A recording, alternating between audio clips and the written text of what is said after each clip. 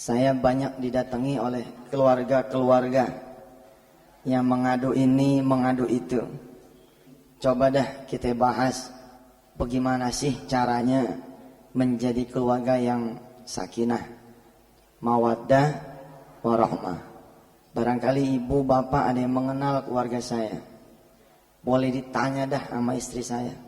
Selama 7 tahun saya menikah kurang lebih dengan istri saya. Barangkali tidak ada satu hari pun saya yang berantem sama istri saya. Ya kadang-kadang saya ngomong sama istri gitu, mah ribut yuk gitu. Kayaknya belum benar ribut nih. Kadang-kadang kalau ngeliat orang lain kan ada yang rumah tangganya tiada hari tanpa ribut, tiada hari tanpa mengeluh, tiada hari tanpa teriak susah. Apakah Ustadz keluarga tidak susah? Ya ampun ibu, kalau tahu mah gitu. Cuma kadang-kadang nih mulut menyampaikan keluhannya kemana? Menyampaikan keluhannya ke Allah. Istri saya walaupun usianya jauh dari saya ya, tahun 99 kami menikah, tapi kesabaran istri saya subhanallah. Dia kalau ada sesuatu yang tidak dia sukai dari saya, umumnya itu paling cepat 1 hari dia baru mengemukakan kepada saya, tidak langsung diserang gitu. Kan banyak ya, bukan di sini nih, banyak ada yang tidak suka aja langsung menyerang. Dia tidak, dia tahan dulu.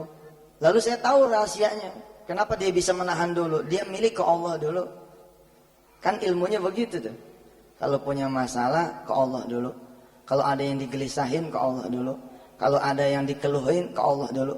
Nah termasuk ketika dia gelisah, misalkan ada sikap saya, ada SMS yang nyelonong masuk, ada perempuan dari Medan bawa koper pengen minta dilamar sama saya. Bener ibu.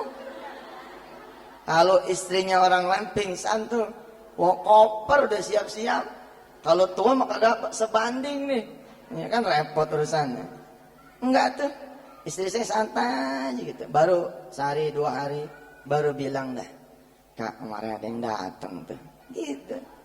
Kapan? Nah kalau udah cerita, tapi suasana udah dingin, udah adem. Kita cerita deh, bagaimana membangun keluarga sakinah. Barangkali keluarga saya bukan keluarga yang harus dicontoh. Masih banyak lagi keluarga-keluarga yang mesti dicontoh yang jauh lebih lama daripada saya. Dan yang harus lebih kita contoh lagi siapa? Tentu saja Rasulullah Sallallahu Alaihi Wasallam. Tapi baik, kita coba kupas walaupun tidak berurutan. Kita berdoa kepada Allah, mudah-mudahan bukan cuma rumah tangga kita yang bahagia, tapi juga rumah tangga anak mantu kita, ya, cucu ibu barangkali berumah tangga, mudah-mudahan kita doakan menjadi rumah tangga yang sakinah, mawaddah, warahmah. Allah menjadikan rumah tangga kita seperti rumah tangganya Yusuf dan Zulaikha, seperti rumah tangganya Nabi Allah Adam dan Hawa, seperti rumah tangganya Nabi Allah Muhammad sallallahu alaihi wasallam dan Khadijatul Kubra. Itu kan, itu yang kita kemudian dengar ketika dulu kita menikah gitu. Dalam doa yang dibacakan di khutbah nikah, dalam doa yang dibacakan oleh kiai-kiai ketika kita kemudian melangsungkan pernikahan.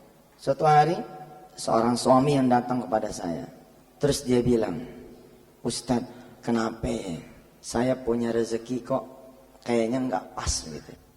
Nggak pas bagaimana? Ya nggak pas sama pendidikan saya, nggak pas sama apa yang saya inginkan.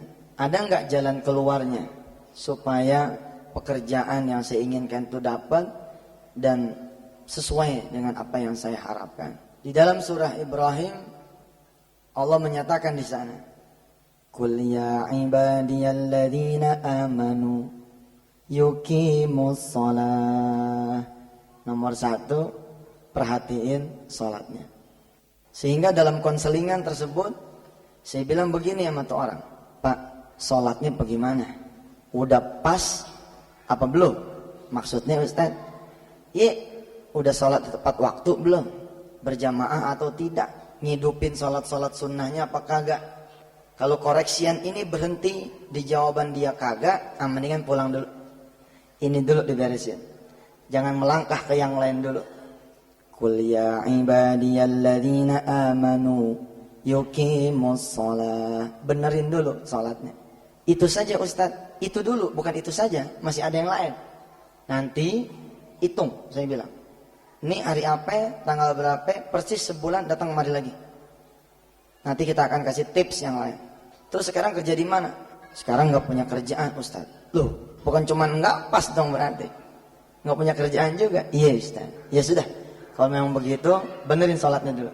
Pulang dia. Kira-kira dapat berapa lama sesuai dengan yang dijanjikan, dia datang lagi. Datang udah lain tuh. Sebelumnya nggak bawa apa-apa. Kemudian pas datang lagi bawa anggur, bawa segala macam.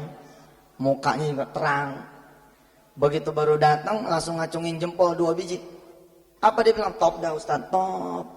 Top apanya? Emang sholat nomor 1 dia bilang. Saya datang Senin. Saya pengen rezeki dari Allah. Tapi dipanggil sama Allah agak mau. Hayya alal falah, ayo sini saya bagi kebahagiaan kata Allah. Tapi kita nyari kebahagiaan dengan jalan kita, nggak ketemu. Habis jalannya Allah nggak kita tuju. Terus apa lagi? Jadi saya dikasih tahu sama dia. Rezeki mau nambah, iya Ustaz. Salat sunahnya kagak, saya tambahin. Ba'diyah, qobliyah, ba'diyah. Salat duha, salat hajat, salat taubat, birrul walidain, macam-macam dah. Sampai salat malam. Apa yang terjadi? Selasa, Rabu, Kamis, Jumat kemudian dia ada panggilan kerja yang gajinya 2 kali lipat daripada gaji yang dulu terakhir dia terima. Nomor 1, kalau keluarga mau sakinah, hidupin tuh yang namanya sholat dengan benar. Omong kosong dah, omong kosong. Rumah yang dibangun, tapi ahli rumahnya ini tidak menjadi orang-orang yang ahli sholat. Atau sholat tapi melalaikan sholatnya. Kenapa sholat begitu penting? Banyaklah sudah penjelasan yang lain. Saya ingin menjelaskan yang ada kaitannya dengan ekonomi. Banyak dari kita yang beranggapan sholat hanya punya dimensi akhirat, nggak punya dimensi dunia. Siapa yang bilang? Kita kagak sholat berjamaah nih laki-laki nih. Kita bakal dibagi pembilang 27 pembilang rezeki kita. Kan sholat berjamaah. Kata Allah lewat Rasulnya dikali 27 kali lipat. Kalau kita tidak sholat berjamaah maka dibagi rezeki kita jadi dibagi 27 kali lipat. Misalkan ada ya ayah muda punya gaji 2,7 juta, tapi kalau dia tidak ahli sholat berjamaah, sisa bulanan itu cuman voucher doangan 100.000. Kenapa? 2,7 dibagi 27 jadi tinggal 100.000. Lalu bagaimana dengan yang sholat berjamaah rajin? Orang yang rajin sholat berjamaah maka rezekinya akan dilipat gandakan sama Allah 27 kali lipat. Lah kalau rezekinya udah banyak kan secara fondasi finansial, maka ini akan berpengaruh pada kesejahteraan rumah tangga. Jangan lupa kita butuh yang disebut dengan kesejahteraan spiritual saja, tapi juga kesejahteraan finansial. Ada cerita seorang sopir, dia ikut dengan kiai di salah satu daerah di Jawa Timur. Tidak ada yang istimewa dari ini sopir, kecuali sejak umur 20 tahun dia sudah ahli sholat berjamaah. Barangkali karena mengikuti sang kiai, salah satu pengaruh positifnya adalah dia menjadi rajin sholat berjamaah. Ketemu di usia 48 tahun tuh. Dia cerita bahwa udah dari umur 20 lah dia jaga sholat berjamaah. Jadi dia tuh orang yang khawatir kalau udah mau masuk waktu belum di sejadah begitu. Beda sama kita. Kita nggak ada khawatir yang barangkali begitu. Dia orang yang khawatir. 3 tahun berselang nggak ketemu, usianya menjelang 52 begitu. Suatu saat saya ketemu dengan anaknya tuh kiai. Jadi di usia 48 kurang lebih lah sang kiai meninggal. Kemudian pada saat meninggal ada seorang juragan besi datang melamar anak dari si sopir ini. Tapi kemudian si sopir merasa karena tidak seimbang, dunianya nggak seimbang, dia menolak. Dia bilang nggak usah lah, bapak orang kaya, saya orang susah. Tetap itu ngotot tuh si juragan besi, minta anak perempuan si sopir yang ditanggung biayanya oleh sang kiai diambil sama dia sebagai mantu. Sehingga akhirnya keluar statement begini, ya sudah, tunggulah nanti barang 2 tahun lagi kalau emang anak saya sudah selesai kuliah gitu. Nah kemudian selesai kuliah ditagih lagi tuh janji. Kalimatnya kira-kira begini, Pak, dari mana jalannya saya mahabbah sama kiai kalau bukan saya mengangkat anak bapak menjadi mantu saya. Sebabkan anak bapak dirawat dari kecil sama tuh kiai. Memang kalau di Jawa begitu ya, kita mahabbah sama cucu kiai udah kayak ke kiai mahabbahnya. Kita mahabbah ke sopirnya kiai udah kayak ke kiai ke mahabbahnya. Kita mahabbah kepada anak pungutnya kiai udah seperti mahabbah ke kiai. Kita mahabbah ke muridnya kiai juga seperti mahabbah ke kiai. Nggak apa-apa nih, bagus. Sebagai mahabbah kepada guru begitu. 3 tahun setelah pertemuan dengan saya ketemu tuh dengan anaknya Pak Kiai yang menjadi anggota dewan. Terus dia bilang begini sama saya, Mas, masih kenal nggak masih Anu gitu. Iya, kenapa? Supir ente kan? Wah, sekarang udah jadi orang kaya. Jadi orang kaya bagaimana? Subhanallah. Ketika jadi besan, beliau dibangunkan rumah, kemudian disewakan sawah buat ladang kehidupan. Kemudian dipergiin haji, total pemberian dari keluarga nih besan, di jumlah jamle begitu, kira-kira hampir 1,5 miliar rupiah. Ketika itu terngiang, ketika saya ngasih wirid ke dia, kan dia waktu itu minta wiridan. Saya minta wiridan dong biar hidup berubah gitu.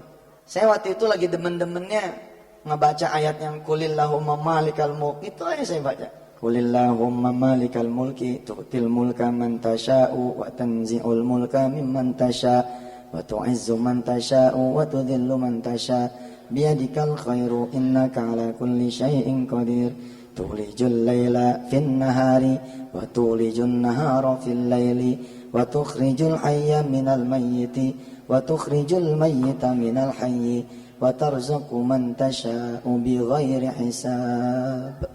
Kenapa saya ngewiridin itu? Karena saya sadar tahun 99 kagak ada nama kita, kagak ada nama, bau nama kita, habis diomongin orang.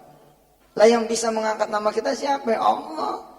Yang bisa memuliakan orang yang hina, yang bisa ngangkat orang yang jatuh, yang bisa bikin kaya orang yang miskin, yang bisa bikin orang susah jadi senang, Allah. Jadi saya baca itu aja. Selain saya berharap fadilah dari baca Quran, saya juga berharap ada satu keyakinan di diri saya yang tumbuh bahwa insya Allah kalau Allah menghendaki kamu akan jadi, kamu mulia. Kira-kira tahun itu begitu saya baca.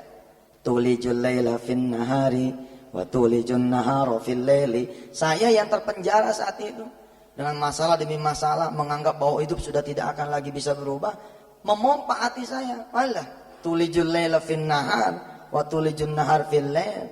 Masa Allah yang bisa mengubah siang jadi malam, malam jadi siang, nggak bisa mengubah hidup saya begitu. Wa tukhrijul hayya minal mayyiti wa tukhrijul mayyita minal hayyi. Ngidupin orang yang mati aja bisa, apalagi ngidupin hati saya yang masih belum mati, insya Allah lah begitu. Wa tarzuqu man tasha'u bighairi hisab. Allah kalau udah mau ngasih rezeki mah dari mana aja jalannya. Tapi terngiang sama saya saat itu, si sopir ini bilang begini, kalau wirid mah kali saya orangnya kurang nih, dia bilang gitu. Kalau ngejaga sholat berjamaah aja udah cukup Ustaz. Wah, saya bilang tuh lebih hebat daripada wiridan saya. Ya udah itu aja Pak, itu aja kali ya, gitu. Terus saya mencoba balik ke belakang, ketika anaknya Pak Kiai ini almarhum cerita kepada saya bahwa omku hidupnya berubah. Saya bilang nih sama beliau, oh bisa jadi engkau berubah. Dahsyat begini karena Allah rupanya sudah memberi itu tabungan dia sekian puluh tahun. Sekarang kalau orang ahli berjamaah, itu yang namanya rezeki kan dikali 27 kali lipat. Si sopir kerja sama sang kiai, enggak ada gajinya ibu, kecuali bahwa hidup sehari-harinya si sopir menjadi tanggung jawabnya sang kiai. Kiai makan, sopir makan, kira-kira begitu. Kiai makan daging, sopir makan daging. Kiai makan ikan, sopir makan ikan. Kiai puasa, keluarga sopir puasa. Anak-anaknya sopir menjadi juga anak-anak kiai. Jadi nggak ada gajinya. Tapi kalau kita kurskan ke rupiah, kira-kira sebenarnya ada gajinya nih. Berapa? 1 juta gitu kan. Kan kalau buat makan sekolah mah 1 juta cukup tuh. Yang penting nggak ada utang, ya kan? Nggak ada macam-macam, cukup. Ternyata sama Allah si sopir ini digajinya 27 juta. Kok begitu Ustaz? Iya dong. 1 juta tadi tuh sebenarnya dikali 27 kali lipat. Cuman yang 26 juta disimpan. Kapan dikasihnya? Nanti kalau dia udah pantas, dia udah butuh, dia udah perlu. Rupanya udah pantas tuh. Sekarang kita kaliin. Ada 26 juta yang belum dibayar, ya kan? Ada 26 juta yang belum dibayar. Kali 12 bulan, kali kurang lebih 32 tahun. Hasilnya segitu tuh kurang lebih. Sholat diperhatikan. Kalau mau seorang ayah, kalau mau secara finansial meningkat, perhatikan sholatnya. Di sini ada seorang ayah, salah satu kebiasaan beliau yang saya kagumin, ketika saya kenal dengan beliau apa? Dia nenteng anaknya sholat subuh ke masjid. Nggak semua ayah bisa nenteng anaknya itu ke masjid sholat subuh. Sebab apa? Dianya juga ke masjid. Boro-boro gitu ya. Boro-boro nenteng anaknya ke masjid, dia juga kagak. Waktu saya ke toko buku di Bilangan Senen, itu saya baca sebuah puisi yang air mata saya netes saat itu. Waktu itu saya punya anak satu tuh, si Wirda, belum ada yang kedua. Saya berdoa waktu itu kalau dapat anak lagi mudah-mudahan laki-laki gitu. Tapi ternyata Allah belum percaya mas saya dapat laki-laki, masih dapat yang perempuan. Jadi masih yang paling ganteng di rumah, masih jadi yang paling ganteng. Saat itu saya baca tuh, dia bilang begini nih, kata nih orang, aduh enaknya bagi orang yang bisa bangun pagi. Aduh betapa bahagianya orang-orang yang bisa melihat fajar. Betapa bahagianya orang-orang yang bisa melangkah sholat subuh masjid, menghirup udara segar, merasakan desiran angin, merasakan segarnya udara pagi. Betapa indahnya kubayangkan, begitu dia bilang. Tangan kanan menenteng istri, tangan kiri menuntun anak. Betapa enaknya seorang ayah yang bisa bercanda dengan anaknya ke masjid. Pokoknya dia jabari tentang keluarga dah gitu. Buntutnya apa coba? Dari seorang ayah yang sudah 15 tahun merindukan kehadiran seorang anak. Itu saya netes juga tuh air mata. Ya Allah, dia ngebayangin kayak begini. Saya udah punya anak, agak kita tenteng-tenteng gitu. Nomor satu adalah sholat. Maka kemudian Allah mewariskan doa buat kita. Allah mewariskan doa buat kita. Apa tuh doanya? Rabbi ji'alni muqimas sholati wa min dzurriyyati Rabbana wa taqabbal du'a Rabbana ighfirli wa liwalidayya wa lil mu'minina yawma yakumul hisab. Rabbi ji'alni, ya Allah jadikan aku muqimas shalah, orang-orang yang menegakkan salat, wa min dzurriyyati, dan dari garis keturunanku. Rabbana wa taqabbal du'a, ya Allah kabulkan doaku. Ini doa paling komplit nih, di antara yang paling komplit yang lain. Quran doanya paling komplit semua ya. Kenapa ada doa buat kita, buat anak kita? Terus ditambah lagi ada doa buat siapa? Rabbana ighfirli wa liwalidayya, buat orang tua kita. Jadi itu doa buat kita, buat atas, buat bawah. Saya alhamdulillah termasuk yang mendawamkan tuh baca doa ini habis sholat. Kenapa? Karena emang doanya tuh buat kemana-mana gitu. Terus yang nomor 2, kalau keluarga mau sakinah, sholat. Istri bisa nggak sholat berjamaah? Bisa.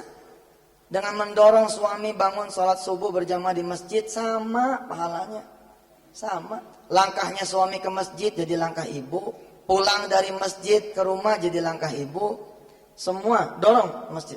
Biar ibu juga mendapatkan pahala. Saya ingat ya sebelum mengajak ke yang kedua. Karena bagi saya emang sholat ini istimewa banget. Kalau ibu bapak sempat dapatin poster saya yang pertama dulu. Ada tulisan kurang lebih begini. Andai kesusahan adalah hujan dan kesenangan adalah matahari gitu. Maka kita butuh keduanya untuk bisa melihat pelangi. Sebelum jauh-jauh memperbaiki diri, sebelum jauh-jauh mencari solusi buat segala permasalahan yang kita hadapi, nomor 1 yang harus kita perbaiki adalah sholat. Ini ucapan siapa coba? Ucapan istri saya. Saya mah kagum bener dah sama istri saya, bener. Saya pusing banget, pusing, tagihan banyak gitu. Rezeki dirasa seret gitu. Asar nih, asar dia ngomong sama saya.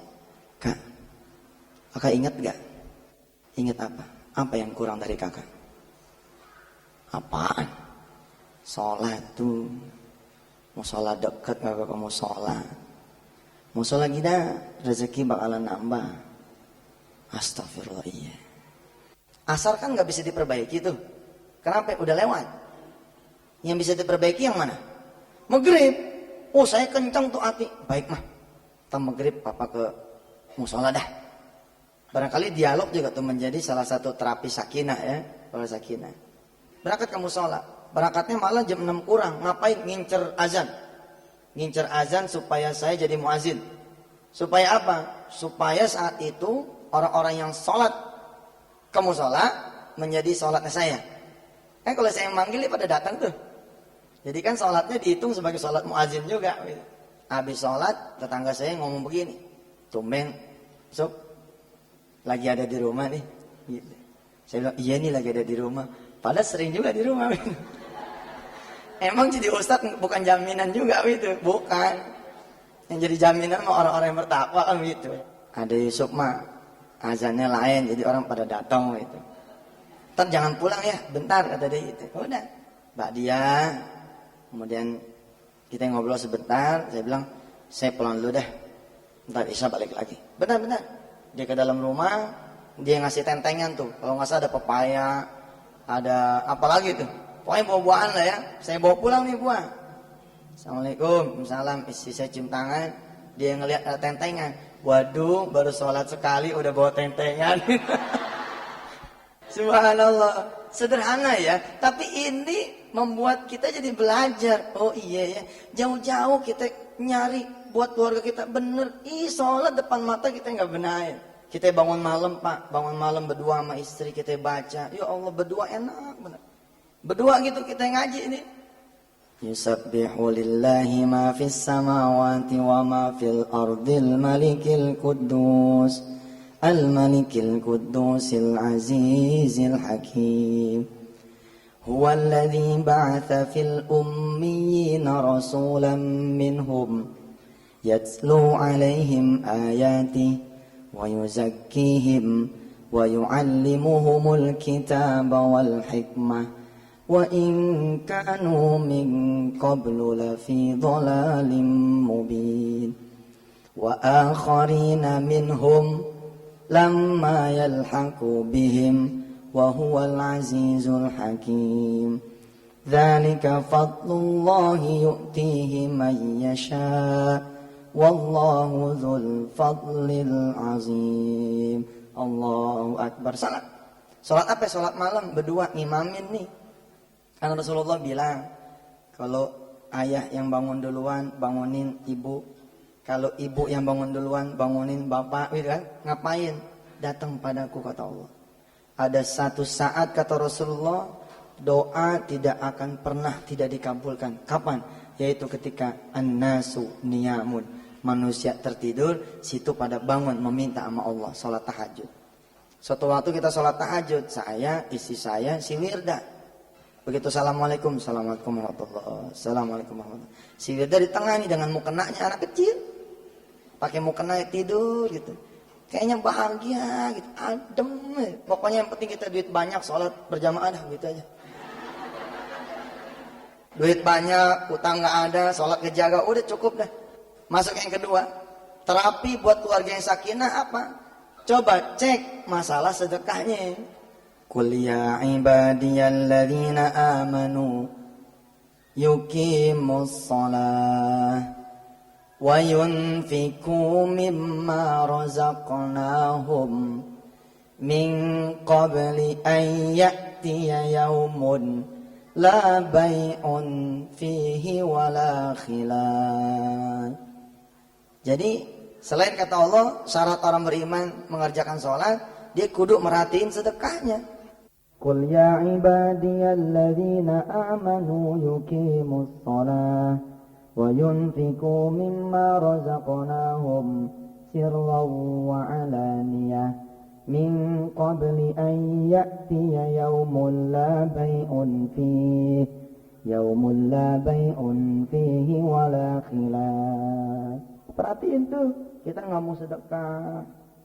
Sebab apa? Sebab kita suka merasa, ya Allah Ustaz, kayaknya buat kebutuhan rumah tangganya udah pusing. Bagaimana kalau kita perhatiin orang, dari mana jalan yang itu? Padahal kata Allah ada rahasia yang luar biasa. Kita mengaitkan nih sedekah dengan kesejahteraan finansial buat keluarga yang sakinah. Kalau kita mau dicukupkan kekurangan kita udah tahu teorinya. Banyak sudah pengajian sedekah digelar sama wisata hati. Banyak. Rumah tangga, kaya, terus segala macam ada. Suami ganteng, istri cakep, tapi tetap gundah gulana. Anak bukan nggak ada. Pokoknya orang ngelihat nggak pantas dah, dia susah gitu. Orang ngelihat kagak pantas dia punya keluhan, tapi dia punya keluhan. Dia berpikir, aduh, kayaknya ada yang kurang gitu, apa gitu. Suatu saat nih orang, saya menyebut dalam buku saya tuh, waktu itu saya nulis buku judulnya Uang Gampang Dicari, Belajar Mencari Cinta dari Guru Kehidupan. Kita sang pencinta ini. Terus di situ diceritakan satu kisah yang memang ada di tengah-tengah masyarakat. Bagaimana orang-orang yang kering hatinya, yang kering jiwanya, justru di tengah mestinya orang lihat dia bahagia. Banyak wanita-wanita menangis di istananya. Banyak laki-laki yang termenung di dalam kantornya megah. Iya. Nah, barangkali kita bisa cek dari yang satu ini, berbagi. Kisah ini barangkali belum pernah saya ceritakan. Jadi suatu pagi dia lari pagi nih. Karena begitu dia datang ke seorang psikolog, apa kata psikolog? Barangkali Anda kurang olahraga kali. Sehingga kemudian jiwa tidak seimbang. Ya psikolognya bukan ustadz kan gitu. Tapi bahwa olahraga itu juga menjadi sebuah terapi sakinah, benar. Cuman kita ngupas dari sisi yang lain gitu. Begitu lari pagi, ini komplek estate dia lah. Nah di mana-mana nih di Jakarta dan tanah air, emang kita tuh ngelihat dengan telanjang ya perbedaan status sosial gitu. Depan rumah mewah gitu, belakang rumah kumuh gitu. Dilihat udah nggak ada enaknya apa? RSSSSS itu. Apa tuh singkatannya? Rumah sangat-sangat sempit sehingga susah sekali selonjor. Iya. Jadi ketemunya WC lagi gitu. Subhanallah. Nih, begitu dia lari pagi muter, dia ngeliat ada seorang ibu nangis. Bingung dia, ada orang subuh-subuh begini nangis gitu. Jalan lagi dia, lari. 2 putaran masih ngeliatnya ibu. 4 putaran agak tahan dia. Kagak tahan dia nanya. Ibu, kenapa nangis? Gelap-gelap begini nangis. Si ibu dongakin kepalanya ngeliat nih orang, dia jawab, saya habis dipecat. Bingung dia. Habis dipecat subuh-subuh begini siapa yang mecat? Dia duduk juga tuh, duduk dengan anduknya, duduk dengan pakaian trainingnya. Di samping nih ibu, sesuatu yang belum pernah barangkali dia lakukan. Lah kalau kita emang temannya orang miskin lolo, kebegal sama dia. Lah kalau dia mana orang kaya, belum tentu gitu. Maaf ya, banyak lah sekarang orang kaya yang soleh, banyak. Tapi saya mengingatkan, barangkali kita berbagi kurang. Sehingga pemenuhan hati baru sebelah. Lihat komposisinya. Qul ya ibadiyalladzina amanu yuqimus shalah wa yunfiqu mimma razaqnahum. Kalau salat doang, ke Allah doang, sebelah kita. Sebelah yang penuh. Sebelah lagi belum. Maka kalau mau komplit, sedekah, sholat, sedekah, sholat, sedekah, sholat, sholat, sedekah, sholat, sedekah, sholat, sedekah. Begitu, komplitin. Dia duduk sama si ibu yang miskin nih. Terus dia ngomong, kok pagi-pagi dipecat, emang ibu kerja apa? Terus dia bilang, saya buruh cuci pak. Loh kok ada buruh cuci pagi-pagi dipecat? Bagaimana ceritanya sih? Pak, saya udah 4 hari gak masuk. Habis bagaimana anak meriang, suami juga sakit. Saya bingung, mau jalan juga bingung, ninggalin mereka berdua. Apa ya tega saya nyuci, sementara mereka berdua susah butuh saya. Namanya simpanan lagi ada pak, saya mencoba tidak kerja dulu dah gitu. Oh, rupanya dia buruh cuci harian. Lah terus, pagi-pagi pak sebelum subuh emang saya biasa datang. Saya datang ke rumah majikan saya. Begitu dibuka pintu, apa kata majikan saya? Maaf, udah ada yang baru. Udah begitu doang. Hati saya sedih, padahal saya berharap cuma 25.000 saya bisa bawa pulang nih pagi ini. Istighfar tuh nih orang. Astagfirullah. Yang benar ibu, iya pak. Saya kerja cuma dari jam 5 sampai jam 10 harian 25.000 itu. Udah nyapu ngepel ngegosok dah jam 10 kelar kan gitu ya. Sekarang kan banyak tuh buruh-buruh rumah tangga yang harian begitu sifatnya, nggak tinggal di rumah. Terus suami beneran sakit? Iya pak sakit. Anak sakit. Ya sudah, ikut ke rumah saya dulu yuk. Gitu dibilang. Ikut nih di teteng nih. Istrinya bingung. Si bapak lari pagi pulang bawa nenek-nenek. Apa kata si suami? Mah, bikinin teh anget, gorengin pisang. Apa kayak ayo pagi-pagi ini. Terus kita mandi dah. Istri bingung, benar-benar bingung istrinya.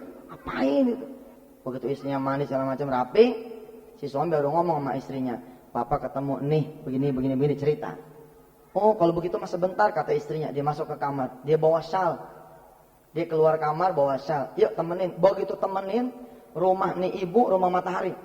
Tahu nggak rumah matahari? Saking banyaknya genteng yang bolong gitu ya. Jadi matahari langsung blus gitu. Hah? Masuk dia kagak ada lagi gentengnya gitu. Ibu, bapak, secara psikologis kenapa Allah menyuruh kita berbagi supaya tumbuh rasa syukur di hati kita. Kalau sudah tumbuh rasa syukur di hati kita, bohong kalau kita kemudian nggak bahagia. La in syakartum la azidannakum wa la in kafartum inna adabi lasyadid. Kalau kamu bersyukur, aku akan tambahin nikmatku. Tapi kalau kamu kufur, aku akan tarik. Kita sakit, ya, ibu sakit, tapi kaki kiri dipakein kaos kaki sama cucu yang sebelah sini. Kaki kanan dipakein kaos kaki sama cucu yang belah mari. Apa enggak bahagia hati kita? Bahagia. Begitu kita sakit, mantu kita ngebeliin tuh kursi goyang, goyang sana, goyang sini, gitu kan? Ada kursi goyang? Ada. Coba ibu bayangin tuh ibu sakit, ada mantu yang beliin itu, atau ada anak yang beliin itu. Kemudian cucu-cucu kita, anak-anak ibu, pada nemenin di sekeliling. Allah mengajarkan lewat Rasulnya, dawu mardakum bis-shadaqah. Obati penyakit kamu dengan sedekah. Sok jalan ayo ke orang-orang yang memang pada susah. Jalan ke orang-orang yang pada sakit. Di belakang rumah kita, di gang sebelah kita, di kampung sebelah kita. Begitu datang ada nenek-nenek terbaring. Nggak ada orang di sebelahnya. Kita mikir, kita sakit ya Allah, iya. Malah jadi rahmat. Ya. Ini ada kawan saya nih Haji Faidal. Mana Allah kemarin saya belajar dari dia. Begitu keluarganya sakit, apa dia bilang? Ini rahmat nih Ustaz. Keluarga saya jadi pada ngumpul. Biasanya cuma pengajian bulanan gitu kan. Atau pengajian mingguan. Ini kadang-kadang tiap hari berganti tuh. Apa nggak berkah tuh? Jadi berkah penyakit kita. Begitu kita ngeliat si nenek, ya Allah kayak begini sakit. Nggak ada orang. Coba, kan bersyukur tuh hati. Begitu hati bersyukur timbulnya apa? Ah iya penyakit saya emang gak ada apa-apanya dah. Gitu. Kita jalan lagi ketika kita sedih. Jalan kemana? Ke rumah sakit. Masuk ke ruang ICU. Tanya orang-orang yang udah bakalan dipotong itu kakinya. Kita liatin tuh, bayangin. Kita punya utang 200 juta. Kita masuk ke dia, kita bisikin. Tuker yuk. Saya aja yang dipotong kakinya. Tapi situ jadi saya ya. Utang 200 juta. Saya rasa mau dia. Bener. Mau. Buat apa? Kalau nggak punya kaki, maaf ya, maaf buat orang-orang yang memang tidak punya kaki. Ya barangkali itu adalah sebuah ujian dari Allah. Tapi ini kan terapi buat kita nih. Kita jalan ke orang-orang yang lebih susah kan. Jadi secara psikologis berbagi itu akan menjadi fundamental bagi sebuah keluarga yang sakinah, karena rumah tangga ini berhenti dari mengeluh. Kenapa? Karena dia melihat ada orang-orang lain yang lebih susah dari dia, termasuk nih orang. Begitu dia masuk ke rumah si ibu tadi, dia ngelihat bapaknya lagi dikompres pakai anduk. Anaknya dulu sebelah lagi. Apa dia bilang? Udah, mulai sejak ini ibu nanti kerja sama saya. Tapi nggak usah sekarang. Sembuhin aja dulu semua yang ada di sini nih. Berhari-hari sampai beberapa minggu begitu, ini orang mendapatkan kesegaran baru. The new look, ada penglihatan yang baru, fresh. Ternyata apa dia bilang? Benar. Berbagi akan memenuhi hati kita begitu menjadi penuh. Kita ya Pak jajal deh. Bawa makanan, ayam goreng gitu ya, yang dibumbuin, terus bawa tempe apa segala macam. Cari rumah tangga yang udah nggak ketemu makanan. Percaya nggak omongan saya? Nih, begitu kita kasih makanan sama dia, keluarga itu kan tersenyum merekah tuh. Ada yang bawain makanan, siapa yang bahagia duluan coba? Sebenarnya yang bahagia duluan kita ngelihat dia pada ketawa tuh. Ya Allah, mana lu? Nomor 2. Selain sholat adalah sedekah. Kemudian yang ketiga, kata Allah, kalau kita punya keluarga nih, kita punya diri, kita punya hidup, mau senang, mau bahagia, jangan kebanyakan ngelihat bintang di langit, paham? Capek, sekali-sekali ngelihat kerikil, ngelihat pasir, apa tuh maksudnya? Jangan kebanyakan ngelihat pakaian orang. Jangan kebanyakan ngelihat ekonomi orang yang lebih di atas. Jangan kebanyakan ngelihat karir orang yang lebih bagus. Jangan kebanyakan ngelihat proyek orang yang lebih banyak. Jangan melihat gaji orang yang lebih tinggi daripada kita. lihatlah orang yang di bawah dari kita. Itu yang akan lebih menenteramkan hati. Toha ayat 131 kalau tidak salah. Apa di sana dinyatakan? Wala tamuddanna ainaika ila ma matta'na bihi azwajan minhum zahratal hayatid dunya linaftinahum fi. Wala tamuddanna ainaika, jangan panjangin angan-angan Anda, jangan panjangin mata Anda. Kemana? Ila ma matta'na bihi azwajan minhum zahratal hayatid dunya, kepada orang-orang yang lebih banyak bunga dunianya. Saya nulis buku lumayan banyak lah.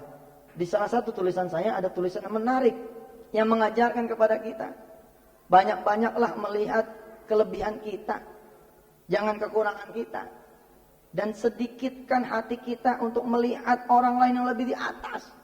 Ada dua sahabat perempuan ketemu di pasar. Ibu, bapak, sahabat lama nih, teman SMP SMA, lama gak ketemu.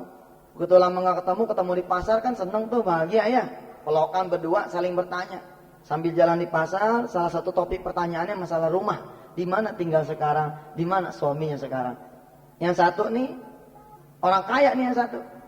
Yang satu dari dulu orang pas-pasan. Si orang yang pas-pasan bilang, rumah saya deket di sini. Kata orang yang kaya nih, kita jodoh lagi nih, jadi sahabat lagi nih, udah lama gak ketemu. Sebab saya juga di sini juga tinggalnya, belum lama dan belum ditempatin rumahnya gitu. Kata yang kaya, boleh dong ajak saya kenalan sama suami kamu, kenalan sama anak-anak kamu. Kamu anaknya berapa? 2. Begitu nyebut anaknya 2, si perempuan yang kaya ini nunduk begini. Dilihat tuh sama yang miskin. Tapi untuk mengalihkan pembicaraan supaya jangan ngomong masalah anak, yang kaya nanya lagi, anak-anak kamu sehat? Sehat alhamdulillah. Ya saya pengen lihat ponakan yuk. Gitu kata yang perempuan kaya.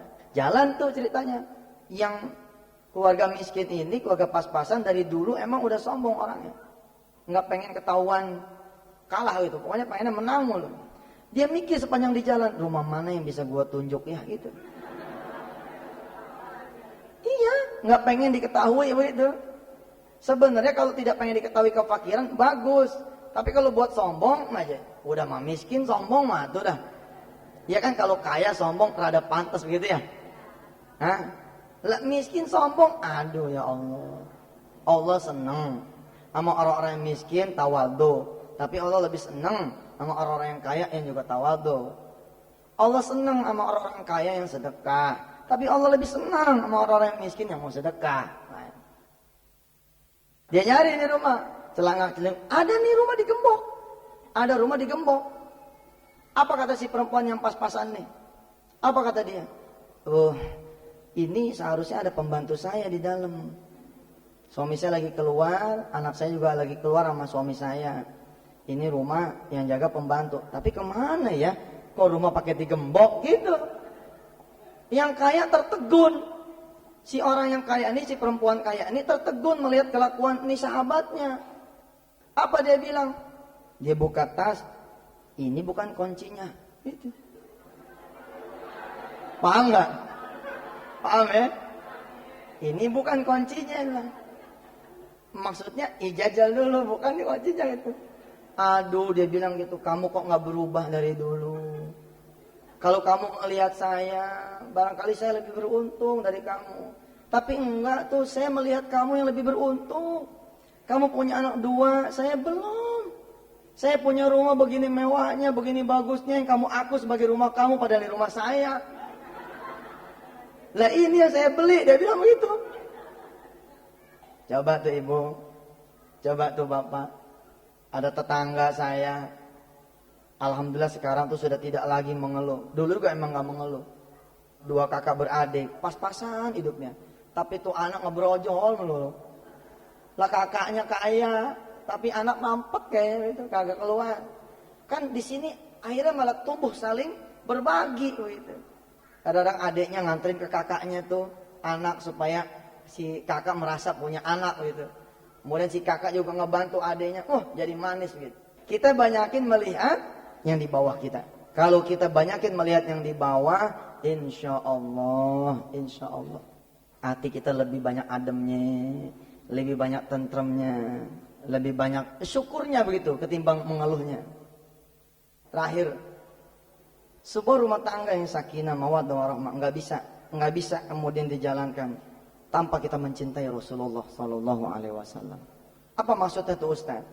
Banyak penjelasannya, tapi satu yang mau saya angkat adalah banyak sekali rumah tangga yang sudah tidak ada sunnah Rasulullah di dalam rumah tangga itu. Salah satunya apa coba? Yang paling gampang, baca Quran. Kebiasaan Rasulullah, istighfar, apalagi itu, mencintai salawat, terus puasa sunnah.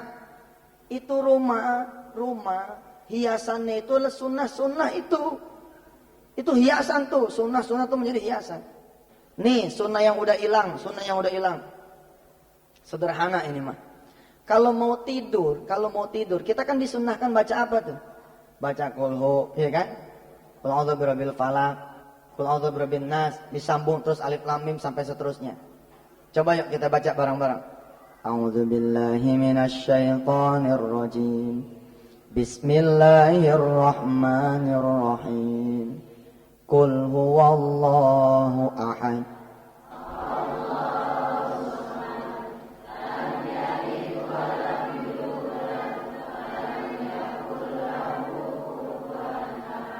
Bismillahirrahmanirrahim. Qul huwallahu ahad. Allahus samad. Lam yalid wa lam yulad wa lam yakul lahu kufuwan ahad. Bismillahirrahmanirrahim. Qul huwallahu ahad. Allahus samad. Lam yalid wa lam yulad wa lam yakul lahu kufuwan ahad. La ilaha illallah wallahu akbar. Bismillahirrahmanirrahim. Qul a'udzu birabbil falaq.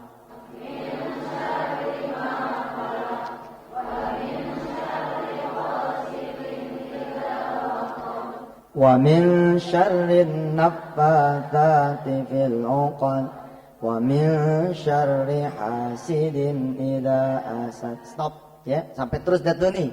Nanti sampai Rabbana la tu'akhidna in nasina, terus sampai akhir ayat Al-Baqarah. Ini dibaca menjelang kita tidur, ambil air wudu supaya lengkap kita punya tidur.